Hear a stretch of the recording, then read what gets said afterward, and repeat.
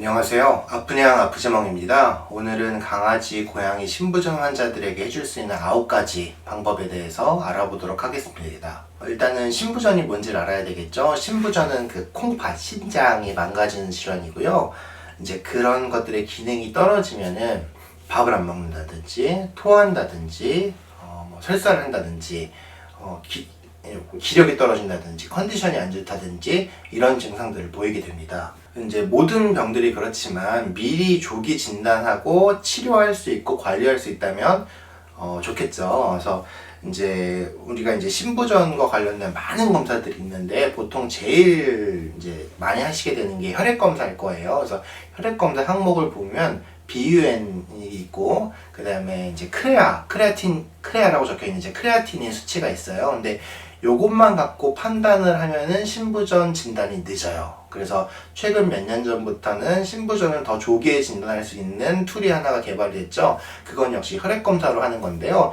SDMA라는 수치를 반드시 체크하셔야 됩니다. 그래서 저희 병원 같은 경우에는 SDMA 수치를 바로 검사를 할 수 있고요. SDMA 기계가 없는 병원 같은 경우에는 SDMA를 그 외부 의뢰하면은 하루나 이틀 후에 결과를 알 수 있거든요. 그래서 BUN 크레아틴인 수치가 좋다고 반드시 그것만 갖고 안심하셔도 안 되고, 그 BUN 크레아틴 수치가 안 좋다고 그것만 갖고 진단을 해서도 안 돼요. 그래서 BUN 크레아틴 수치와 함께 SDMA 수치까지 꼭 진단을 받으셔서 조기에 진단하고 관리하시는 게 가장 중요합니다. 자, 그러니까 이제 신부전 환자들에게 해줄 수 있는 9가지에 대해서 알아보도록 할게요. 첫 번째는 이제 물을 많이 마시는 게 중요해요. 그래서 강아지들 같은 경우에는 뭐 얼음을 준다든지 물이 그 수분 함량이 많은 과일을 준다든지 이런 것들이 도움이 될 것 같고요. 고양이는 뭐 분수형 급수기를 준다든지 뭐 물그릇을 여러 곳에 놔둔다든지 이런 것들이 중요합니다. 그리고 도대체 물을 얼만큼 먹어야 되느냐라고 물어보시면은 가장 이상적인 거는 킬로그램당 100cc, 그러니까 3kg 고양이라면 300cc를 물을 먹는 게 제일 중요한데요. 하루 24시간 용량이고요. 근데 물론 300cc의 물을 고양이들한테 먹이는 건 굉장히 고문일 거예요. 근데 그 300cc의 물은 습식 사료에 포함된 물일 수도 있고 그냥 물 그 자체 먹는 것일 수도 있으니까 그런 것들을 다 포함한 수치니까 그거 못 먹였다고 너무 절망하실 필요는 없을 것 같아요. 그리고 이제 그 아픈 정도에 따라서 동물병원 원장님하고 상담을 하셔서 신장 처방식을 받으셔서 먹이셔야 될 텐데, 신장 처방식은 일반적인 사료보다 좀 맛이 없어요. 근데 애는 아프고, 그러면은 몸도 아파 죽겠는데 평소에 안 먹던 덜 맛있는 걸 먹어야 되는 거잖아요. 그래서 참 이렇게 어려운 상황이 오는데, 이걸 해결할 수 있는 방법 중에 하나가 신장 처방식 사료를 한 2-3개 사놓으시는 거예요. 그래서 사료를 그 3개를 이제 돌아가면서 주시는 거죠. 그래서 A 회사의 신장 처방식 사료, B 회사, C 회사 거 사셔가지고 이렇게 돌아가면서 주시는 게 아이들이 그나마 좀 잘 먹게 하는 방법입니다. 특히나 이제 고양이 같은 경우에는 자, 너가 이제 신부전을 진단받았으니까 신장 처방식 사료 오늘부터 먹어 이러면은 아이들 스트레스 엄청 받습니다. 그래서 한 달에 걸쳐서 서서히 이제 바꿔주시는 게 좋을 것 같고요.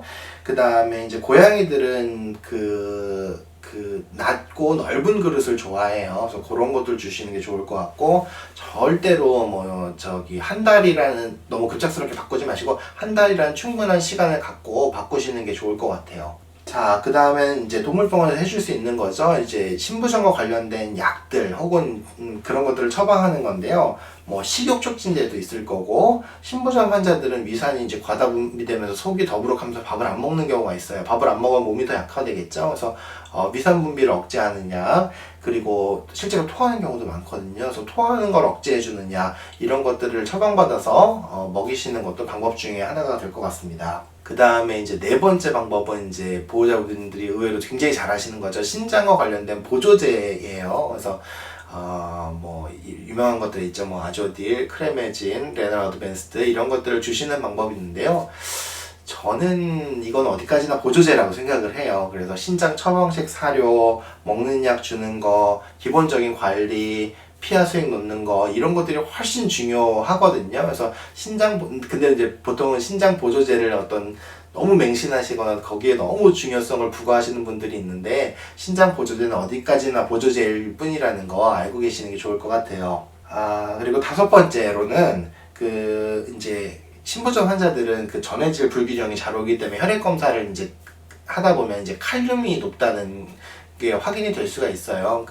혈액 검사 표에는 보통 K 이렇게 플러스라고 이제 표현이 되죠. 그래서 칼륨이 높은 아이들한테 바나나, 단호박, 현미 이런 것들은 좀 멀리 하셔야 됩니다. 왜냐면 그런 것들이 높게 함유되어 있기 때문이죠. 그리고 6번째로는 신부전 환자들은 거의 대부분 빈혈이 동시에 진행돼요. 왜냐면 빈혈과 관련된 인자를 신장에서 만들기 때문인데요. 그래서 빈혈이 심각한 경우에는 수혈을 해야 되고요. 빈혈이 가벼운 경우에는 빈혈 개선 주사라는 게 있어요. 그래서 그런 것들을 다니시는 동물병원 원장님하고 상담하시는 게 좋을 것 같습니다. 그리고 7번째로는 피하 수액을 정기적으로 이제 놓는 방법, 이런 것들도 근데 본인이 결정하시기보다는 다니시는 동물병원에서 처방받고 기간이라든지 횟수라든지 용량 그리고 수액의 타입 이런 거를 같이 상담받고 처방받으시는 게 가장 안전할 것 같습니다. 8번째로는 오메가3 혹은 항산화제 이런 것들을 주는 게 신장의 손상을 조금 막아줄 수 있거든요. 그래서